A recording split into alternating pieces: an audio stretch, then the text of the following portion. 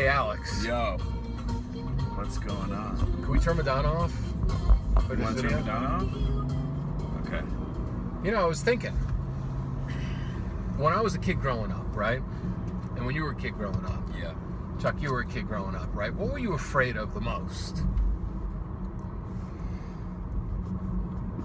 That's a good question. Maybe my mom. Really? Yeah. What about you, Chuck? What were you afraid of the most? I'd say the dark. So, the boogeyman, basically, right? The boogeyman, yeah. Right? The boogeyman. Like, yeah. So, when I was... Basically my mom, so... Okay, so your mom was a boogeyman, My right? mom was a boogeyman. So, when I was growing up... Boogie woman. Boogie woman, right? Boogie woman. Boogie woman. I used to check underneath my closet, underneath my bed, and in my closet at night. Yeah. For the boogeyman, right? Right. And there was never anything in there, thank God, right? Right. But now, if you think about it, if you check under your bed, and you check in your closet, do you know what comes out of your bed, under your bed and in your closet? Donald Trump. Donald Trump. That's how people are acting. Like, we have elected the boogeyman as president. I think we did. You know, we won't know in time. We won't know if he's the boogeyman, a great president. He could be the opposite of what people think. We have no idea. No idea. But the way everybody is acting right now in today's society, they're acting like we have elected the boogeyman. And the boogeyman now finally has a face. He looks like a red-haired orangutan. With a raccoon on his head. With a raccoon. No. Exactly. You know, with a hot wife. With a fucking hot wife. I mean, how does he get a girl like that? I mean, he's got dough. He's got money. I mean, you look at him and then you look at her, it's like, really? Yeah, he's never been a good-looking man. You can go back to the comb-over. I mean, I remember in the 80s when I was living in New York, he still had that orangutan red face. Yeah. And that horrific blonde comb-over. I mean, you know, we've always... Well, his first wife was like... hot. Ivanka? No, Ivanka's his daughter, right? Ivanka's super hot. Ivana was not hot. Did you think she was hot? You know, If you look at pictures of her, she is not attractive. She's that statuesque Russian, you know, Eastern European woman that appeals to a lot of men of power. There's a lot of men of power that really like that statuesque kind of Bond-looking woman, right? Don't forget, he also had Marla Maples. Marla Maples. I was just going to say that. Clicked in between. I mean, she was pretty cute, huh? Marla Maples was hot. Didn't Marla Maples also fuck some politician? I don't know. I mean, maybe she fucked Bill Clinton, because I feel like a lot of women fuck Bill Clinton, so, you know. Yeah, I feel like, you know. Yeah, I think Maples might have, but it's funny, though. We are acting, as a whole and as a country, we're acting like the boogeyman was elected before we even give the boogeyman a chance. I mean, people are so afraid. People are afraid. Women are afraid. You know, men are afraid. Blacks are afraid. Muslims are afraid. Mexicans are afraid. Everybody's afraid. Everyone's afraid. Everybody's afraid, but in reality... You know, and they acted the same way when Ronald Reagan got elected. Everyone thought that the world was going to collapse, and they all thought that, you know, like the world... Because you remember that, because you were like -10. I was negative around, maybe -10, maybe negative 15, but I heard from history and that's the way it happened, you know? I mean, Ronald Reagan, in many people's eyes, was a great president, you know? Well, you know, there's history and there's her story. So her story really wanted Hillary, and history really wanted, you know, men wanted Trump. But which is really funny about this whole election is that 40% of the women over the age of 40 voted for Trump. That was an interesting stat. Interesting. But people are really acting like the boogeyman was elected. Like we've done the worst thing we can possibly do. But in reality, we don't even know if it's the worst thing, and we have no choice. I mean, Michael Moore already is trying to impeach him, right? Did you see that today? That was the big thing. Michael Moore is already trying to impeach Donald Trump, okay, which is really fucking fascinating, right? And then other people are doing it. But let me tell you something. You impeach Trump, then you get Pence. Okay, and Pence will take us back to the 40s.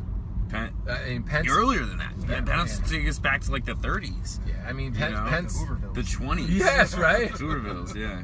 I mean, Pence is going to... Women in the kitchen, do not leave the kitchen. No. You're pregnant, have the baby. Smoking doesn't kill people. Yep, smoking doesn't kill people. The environment is something that we abuse and use and not enjoy and protect. You know, so careful what you wish for. Gays folks. will never allowed to be walk down the street.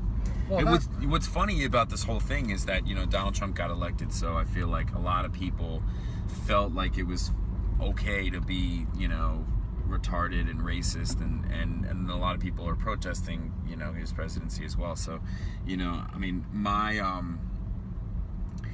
I know somebody who is, you know, is Hispanic, right? And she's an older lady. You know one Hispanic person? I know one Hispanic person. Man, aren't you a mighty white person? You have one brown-colored friend. I know, maybe. Isn't that I know a lot of mighty Hispanics. White of you, okay? I know a lot of Hispanics, but I know somebody that is Hispanic and that, you know, was walking out to their car, and, you know, some tall white man was staring at her and, you know, just looked her in the eyes and said, "Donald Trump."